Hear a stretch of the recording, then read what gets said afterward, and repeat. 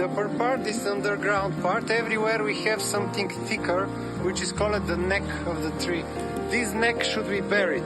So if we plant here, the tree will die. We need to plant here.